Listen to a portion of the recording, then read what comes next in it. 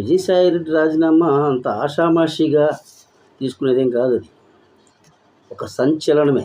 రాష్ట్రంలో జగన్మోహన్ రెడ్డికి విజయసాయిరెడ్డి బంధువు కాదు, కానీ అంతకు మించి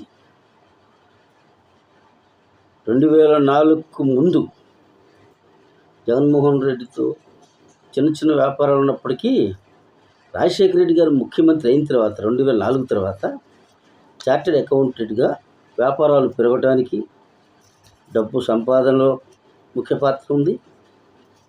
చార్టెడ్ అకౌంటెంట్గానే కాకుండా వాళ్ళ కుటుంబ శ్రేయోభిలాషిగా ఆయనే చెప్పాడు, 4 దశాబ్దాలుగా వారి కుటుంబానికి నేను విధేయుని అని. అయితే మరి రాజీనామా దాకా ఎందుకు వచ్చింది? అంతకు మించి ఏంటంటే నేను అన్నది ఇందాక అంతకు మించి అని,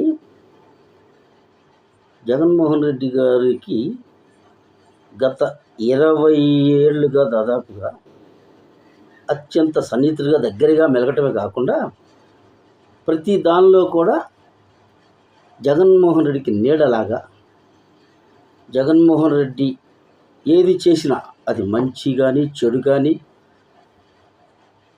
వ్యాపారాలు కానీ, అనేక రకాల ఇంకా ఏదన్నా ఏ విషయం చూసుకున్నా రాజకీయ పార్టీ పెట్టడంలో కానీ అన్నిటికీ అతి దగ్గరగా ఉన్న వ్యక్తి విజయసాయిరెడ్డి గారు. అయితే సడన్గా మరి రాజీనామా ఎందుకు చేశాడు? ఇంత సన్నిహితమైన వ్యక్తి, ఇంత ముఖ్యమైన వ్యక్తి. కొంతమంది చాలామంది అనుకునేది ఏంటంటే వాళ్ళిద్దరికి ఏదో తేడాలు వచ్చినాయి,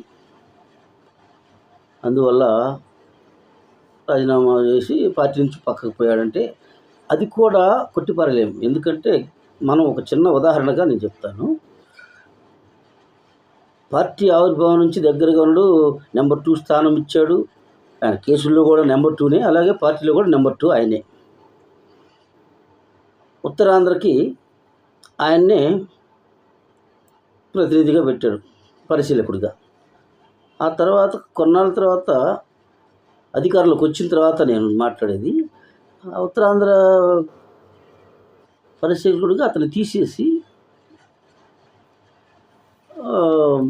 వైవి సుబ్బారెడ్డి గారిని పెట్టారు సడన్గా. అది ఎందుకు తెలియదు. అప్పుడు కొంచెం నాలిగాడని, కొంత బాధపడ్డాడని కొన్ని వార్తలు. అది నిజమో కాదో అదంతా భగవంతుడికి తెలియాలి. అయితే ఆ తరువాత విజయసాయిరెడ్డి గారు వేరే ఒక సందర్భంలో నేను కూడా మీడియా పెడతాను అని గతంలో అన్నాడు.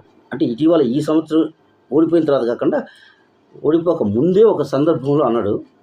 దాన్ని మళ్ళీ ఆయన ఏదో మొత్తానికి లైన్లోకి తీసుకురాడు. అప్పుడు కూడా జగన్మోహన్ రెడ్డి గారు మందలించాడు, ఎందుకు మనకు ఇది ఉంది కదా అన్నట్టుగాని ఆగాడు. ఓకే, నెక్స్ట్ స్టెప్ ఏంటి?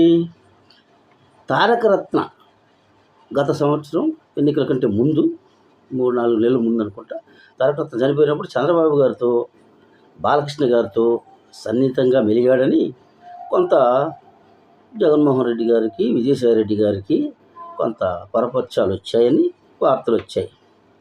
అది సర్దుకుపోయింది మెల్లిగా. ఆ తరువాత తన కూతురు కూడా రాజకీయాల్లోకి వస్తుంది అని ఎన్నికల కంటే ముందు చెప్పాడు విజయసాయిరెడ్డి గారు. జాఫర్ అనుకోండి, జాఫర్ ఒక వీడియో చేస్తున్నప్పుడు నేను అందులో చూశాను. జాఫర్తో ఇంటర్వ్యూ అప్పుడు చెప్పాడు. అది అయిపోయింది. ఆ తర్వాత ఏమైంది? నెక్స్ట్ స్టెప్పు ఎంపీగా పోటీ చేయడం అతనికి ఇష్టం లేదు సుతరాము. అయినా నువ్వు పోటీ చేయాల్సిందని బలవంతంగా నిలబెట్టారు. అదొకటి. ఇట్లా 4-5 సందర్భాలలో చిన్న చిన్న పొరపచ్చాలు వచ్చినాయి, అయినా సర్దుకున్నారులే అనుకున్నాం. కానీ ఇప్పుడు ఈ ఉపద్రవం లాంటిది. ఇది రాష్ట్ర ప్రభుత్వానికి, ఆంధ్రప్రదేశ్ రాష్ట్రానికే ఇది ఉపద్రవం. ఎలా అంటున్నానంటే ఇది సామాన్యమైన రాజీనామా కాదు. జగన్మోహన్ రెడ్డికి నేను ఫోన్ చేసి చెప్పాను అంటున్నాడు, కానీ చెప్పకపోయినా వీళ్ళకి పొరపచ్చాలు ఉండొచ్చు. జగన్మోహన్ రెడ్డి గారి మీద ఇష్టం లేకే బహుశా రాజీనామా చేయొచ్చు. కానీ ఇందులో ఒక మెలిక ఏంటంటే బీజేపీతో మాట్లాడుకొని రాజీనామా చేశాడు. నెక్స్ట్ మళ్ళీ ఎంపీగా అవుతాడని కొంతమంది అంటుంటే అది నేను నమ్మట్లేదు. బీజేపీతో ఖచ్చితంగా ఆయనకు సంబంధాలు ఉన్నాయి. ఇంకో విషయం, జగన్మోహన్ రెడ్డి గారు కొద్దిగా ఇతన్ని ఎక్కువగా దగ్గర తీయకుండా దూరం పెట్టేది కారణం, ఇంకొక కారణం, అతి ముఖ్యమైన కారణం ఉంది. ఢిల్లీలో ప్రధానమంత్రి గారితో కానీ, అమిత్ షా హోంమంత్రి గారితో కానీ బాగా దగ్గర సంబంధాలు ఉన్నాయి. ఇటీవల కూడా ఓడిపోయిన తర్వాత ప్రధానమంత్రి గారితో భేటీ, అమిత్ షా గారితో 1, 2 దఫాలుగా భేటీ కావటం, ఇవన్నీ జగన్మోహన్ రెడ్డి గారికి నచ్చటం లేదు. ఆయనకు దగ్గరగా ఉంటున్నట్టుగా ఉన్నాడు. మనల్ని మించిపోతాడేమని చెప్పని అదొక ఈ ఈ గిల్టీ పెట్టుకొని ఆయన దూరం పెడుతున్నాడు అన్నది అనే బాధ ఈయనకుంది. ముందు అనుమానం. నన్ను దూరం పెడుతున్నాడు, నన్ను దూరం అందువల్లనే ఇయన్నీ గాని రాజకీయాలు వదిలి రాజీనామా చేసినాడు అని కొంతమంది అంటే, వాస్తవంగా జరిగిందైతే ఖచ్చితంగా బీజేపీ వాళ్ళతో మంచి సంబంధాలు ఉన్నాయి. అయితే ఈ రాజీనామా ఆషామాషీగా చేసిందైతే కాదు. నెక్స్ట్ స్టెప్ నేను రాజకీయాల్లోకి రాను. ఆయన తర్వాత ఈరోజు కూడా మీడియాలో మాట్లాడుతుంటే కూడా చూశాను. నేను రాజకీయాల్లోకి రాను, నేను రాజకీయాల్లో ఉండను, నేను పూర్తిగా వ్యవసాయం చేసుకుంటాను, నేను అబద్ధాలు చెప్పను, నేను హిందువుని, దేవుడిని నమ్ముకుని హిందువుని, నేను అబద్ధాలు చెప్పను అంటున్నాడు. భారతదేశంలో 150 కోట్ల 1.5 కోట్ల జనాభాలో 150 కోట్ల జనాభాలో హిందువులు ఎక్కువనే ఉన్నారు. అందరూ హిందువులే. నేను అబద్ధాలు ఆడనంటే మరి నువ్వు చెప్పినన్ని అబద్ధాలే కనపడుతున్నాయి కదా. విజయలక్ష్మి గారు లేఖ రాసినప్పుడు ఈ మధ్య కాలంలో విజయలక్ష్మి గారు నీ పేరు కూడా నువ్వు అబద్ధాలు చెప్తున్నావు, ఎందుకు ఇవన్నీ చెప్తున్నావు మా కూతురు మీద అని చెప్పి నేను అడిగినప్పుడు నువ్వు అప్పుడు అబద్ధం చెప్పినట్టే కదా.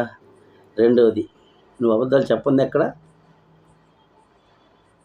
వైఎస్ వివేకానంద రెడ్డి గారు చనిపోయినప్పుడు ఫస్ట్ 7 గంటలకి అనుకుంటా, బహుశా నాకు బాగా గుర్తు, టీవీ చూసింది నేను, గుండెపోటుతో చనిపోయాడని చెప్పారు. అది గుండెపోటు కాదు తెలియదు కదా, గొడ్లపోటు అని. అప్పుడు అది అబద్ధం కదా. పైగా నేను పెద్ద శుద్ధపోసని, సత్యహరిశ్చంద్రుడిని, సత్యహరిశ్చంద్రుడి పక్కనే ఇల్లు నా ఇల్లు అంటే మరి ఎన్ని అభియోగాలు,